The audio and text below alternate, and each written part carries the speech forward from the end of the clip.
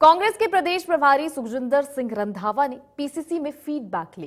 पहले दिन रंधावा ने पूर्व पीसीसी चीफ, पूर्व नेता प्रतिपक्ष और लोकसभा प्रत्याशियों से चर्चा की। इस दौरान रंधावा ने सभी नेताओं से पार्टी की मजबूती के लिए सुझाव मांगे हैं। रंधावा की फीडबैक बैठक गुरुवार को भी जारी रहेगी। रंधावा गुरुवार को पीसीसी सदस्य, मंत्री और विधानसभा चुनाव में उम्मीदवार रहे नेताओं से चर्चा करेंगे। वहीं तीनों नेताओं के नोटिस देने के सवाल पर रंधावा ने कहा कि ये मामला अनुशासन कमेटी और राष्ट्रीय अध्यक्ष खड़गे के पास है। आपको कैसे लग रहा है कि इनके मनभेद हैं? कोई आपको लगा? मेरे को तो जो मिले हम, आप तो मेरे साथ मीटिंग में बैठे नहीं जी। तो मेरे को ऐसा नहीं लगा। कांग्रेस एकजुट है और संगठन को मजबूत करेंगे।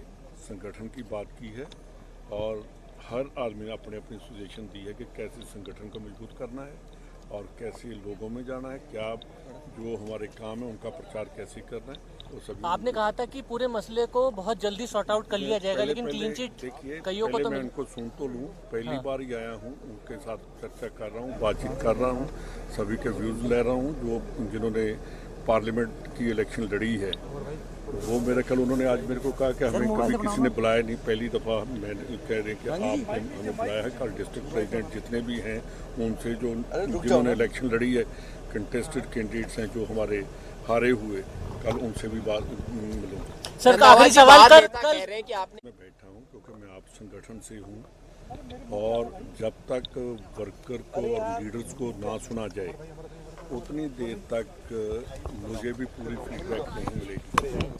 अगर मैं बिना फीडबैक के कोई डिसीजन करूँगा वो गलत होगा।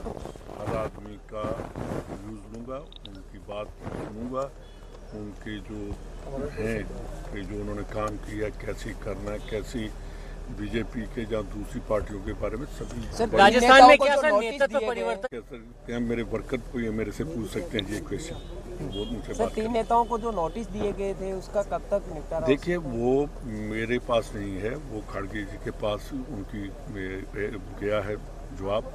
तो वो जो इंचार्ज होता है वो डिसीजन नहीं लेता। डीएसी जो डिसिप्लिनरी एक्शन कमेटी है उन्होंने जो भी फॉरवर्ड किया होगा, रिकमेंड किया होगा, वो खड़गे जी। आखिरी सवाल है सर, कल विधायकों से क्या आप रायशुमारी करेंगे? विधायक नहीं है वो जिन्होंने इलेक्शन लड़ी है, जो इलेक्शन हार गए हैं, पहले उनसे मैं क्या उनसे ये भी आप जानना चाह रहे हैं कि क्या आप किसको पसंद करते हैं, किस नेता को? नहीं, वो तो उनको क्वेश्चन पूछेंगे जो बताएंगे। अकेले से भी बात कर रहा हूँ मैं। आज जो बैठक हुई है उसका मकसद ये है कि कांग्रेस को हम कैसे मजबूत करें। सबसे पहले तो मैं कांग्रेस स्थापना दिवस के अवसर पर तमाम कांग्रेस जनों को स्थापना दिवस की बधाई देता हूँ और ख़ास तौर से हमारा ये आंकलन है कि कांग्रेस महंगाई, बेरोजगारी, इन मुद्दों को बहुत ही ऑफेंसिव तरीके से आम जनता के बीच में रखेगी और ये बताएगी कि जिस सरकार के केंद्र के बनने से पहले इन लोगों ने जो वायदे किए थे कि हम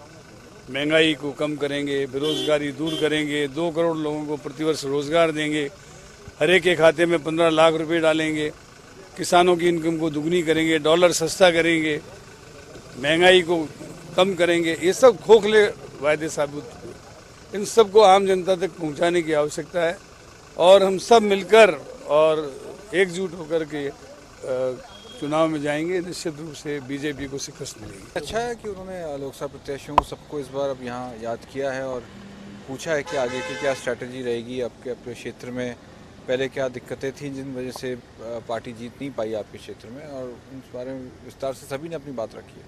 आज जो बैठ के एक बहुत सौहार्दपूर्ण वातावरण में चर्चा हुई, हमारे जो प्रभारी रंधावा जी ने एक से बैठ के बात करी कि किस तरीके से 2023 के चुनाव को हमें फेस करना है, क्योंकि हमने 4 साल के अंदर जिस तरीके से फ्लैगशिप योजनाएं हम लेके आए, विकास के अंदर आम आदमी के आंखों में आंसू पहुंचने का, आम पूरे प्रदेश की जनता को संभालने का काम किया है। चाहे वो हेल्थ सेक्टर की बात करो, आज चिरंजीवी योजना बहुत बड़ी योजना है, आम आदमी को उसका फ़ायदा मिल रहा है। चाहे ड्रिंकिंग वाटर के सेक्टर के अंदर ले लो, चाहे शिक्षा और चिकित्सा के क्षेत्र में ले लो, हर क्षेत्र के अंदर हमने बजट कर ऐसी हम योजनाएं लेके आए। एक ठेठ ढाणी में बैठा हुआ जो गरीब परिवार है, उस गरीब परिवार को, उस गरीब किसान को हमने उन योजनाओं से जोड़ने का सीधा काम किया। में क्या डिफरेंस रहा, क्या कारण रहे, क्योंकि वो 1 to 1 मिलना चाह रहे हैं, सबसे सारी जानकारी करना चाह रहे हैं, तो निश्चित तौर पे एक तरह की एक्सरसाइज है, पॉजिटिव एक्सरसाइज है,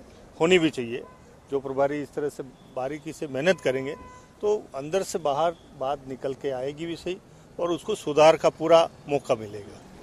फॉर्मल बात कर रहे हैं भाई आखिर में कैसा रहा इलेक्शन, क्या क्या रीजंस रहे और कितना असेंबली इलेक्शन में क्या फर्क था, पार्लियामेंट में क्या था, तो एक जनरल एनालिसिस जो होना चाहिए वो कर रहे हैं और अच्छी बात है, होना भी चाहिए। कि 3.5 साल या लोकसभा का चुनाव के बाद में पहली बार आके हमारी बात सुनी और तरीका से सुनी कि भाई क्या क्या समस्या है, कौन आपके नहीं सुन रहा है। तो हमने जो भी हमारे मन में ही वो बात में प्रभारी जी को बताई और प्रभारी जी अच्छी तरीके से सुन के क्यों के आगे के लिए तय करेंगे। अच्छी पहल की है और सभी लोगों ने उसकी तारीफ की।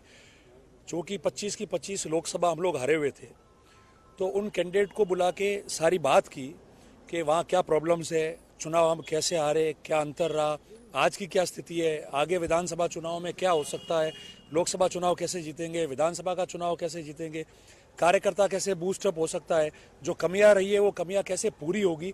इन सभी मुद्दों पे डिस्कशन हुआ और सारे जो हमारे लगभग जो आज एमपी कैंडिडेट्स आए सारे उम्मीदवारों ने अपनी बात बहुत मजबूती से रखी। कि जो प्रभारी है जिन्होंने जो पहल की है, सबसे पहले तो मैं इस पहल का उनका स्वागत करता हूं और जिस तरह से लोकसभा में लगातार 2 बार हम 0-25 पे रहे हैं, वापस हमारे विधानसभा के चुनाव है और हम लोकसभा कैसे जीते हैं और हम कैसे चुनाव हारे, इस पे आज समीक्षा की गई थी।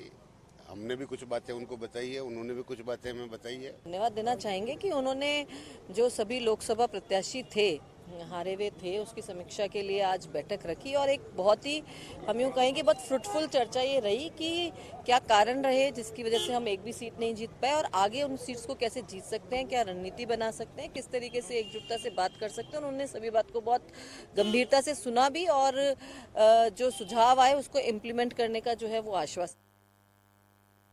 फिलहाल इस बुलेटिन में इतना ही। रुक रहे छोटे से ब्रेक के लिए, बाकी खबरों के लिए देखते रहिए इंडिया न्यूज राजस्थान।